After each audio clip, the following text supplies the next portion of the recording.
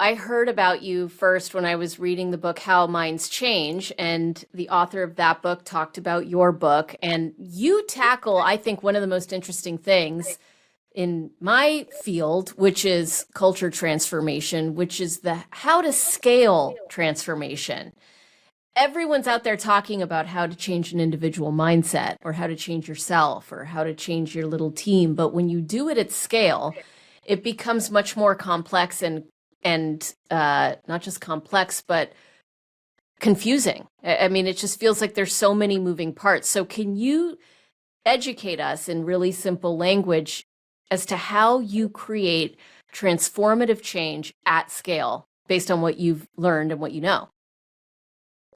Well, I think one of the points David McCraney made in that book, and it's a wonderful book. And if you want to learn about persuasion and how to change somebody's mind, that book is very, very good. I just can't recommend it high enough. But I think what he touches on in that last chapter, in which he discusses cascades, is that large scale change is very, very different because it involves collective dynamics.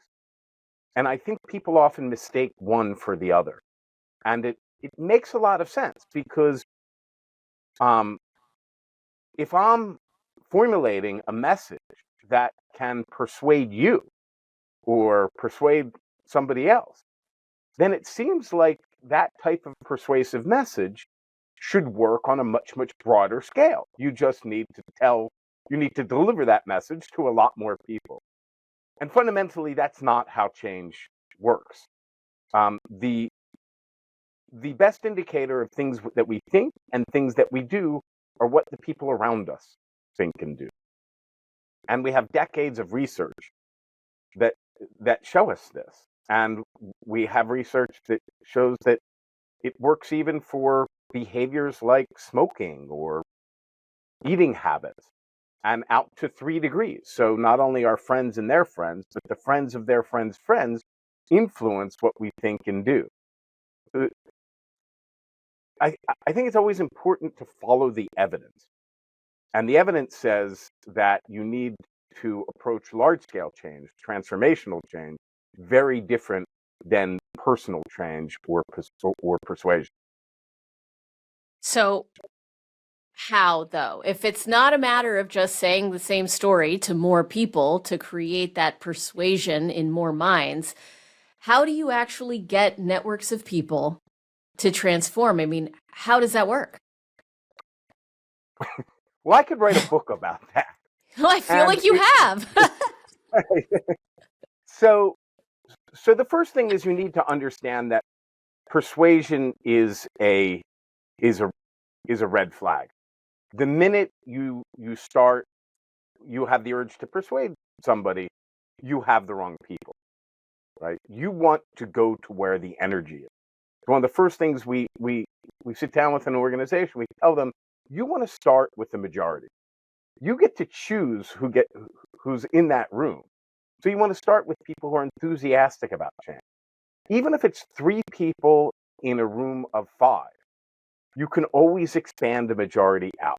But once you're in the minority, you're going to get immediate pushback. So that's the Mm. first thing, is to start with the majority. We say you always need to identify what the grievance is, right? Change always starts because there's things people don't like and they want them to be different. But you can't just stay mired in grievance. You need to come up with an affirmative vision for tomorrow, a concrete way you think you want things to be differently, an alternative future state. You need to anticipate resistance. And one of the first exercises we walk people through is what we call a resistance inventory. So 4 different ways, rational ways uh, that people will resist, and what form that resistance will take, and then how you can develop strategies to mitigate that. And also one last category of resistance that's completely irrational, that has to do with identity, dignity, and sense of self. Because anytime we ask people to change what they think or what they do, there's always going to be those who are going to work to undermine us in ways that are dishonest and underhanded and deceptive. And we all know that because we all do it.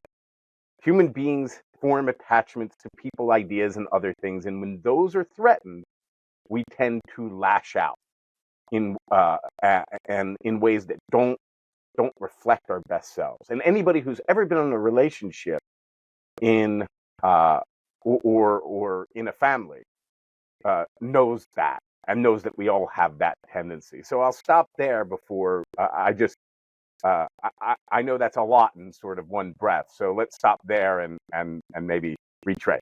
Okay, so you work with organizations. A lot of the listeners are CEOs that are interested in transformational change within their organizations. If you could simplify it into 3 to 4, 5 bullets on here's how you create transformational change for dummies, what are those bullet points on where to start, what to do next, and how to wrap it up? Well, I would say it all falls under the blanket of follow the evidence. And we know from decades of research, hundreds of studies, and I know how much you value evidence-based cases. We know 4 things. The first is that change always comes from outside, right? Or else it would be the status Mm-hmm. quo, not change, and incurs Mm-hmm. resistance. So anticipate and build a strategy to overcome resistance. Number 2, there is something called a cap gap, which, again, decades of studies we know this from, that shifts in knowledge and attitudes don't necessarily result in a shift in practice. We might know that delicious chocolate brownie is bad for us. It doesn't mean we're not going to eat it. The third is that change follows an S-shaped curve. And often you see these big launch events, and they show the S-shaped curve because everybody knows this is how change works. It starts off slowly, it hits an inflection point, it accelerates exponentially, and that's how change comes about. And we even know that tipping point happens usually between 10 and 20% participation. Which raises the question why you're doing this big launch event. If you know change starts slowly, your job is not to convince everybody at once, but to get to that 10 to 20% tipping point. Making a lot of noise and trying to start with a bang is much more likely to trigger that resistance than it is to move you forward. You're much better off starting with a majority, going to where the energy is. And I would say that's the biggest thing about change. Start with the majority, identify a keystone change. Don't make a lot of noise. Get out of the business of selling an idea and into the business of selling a success. And then the last is change.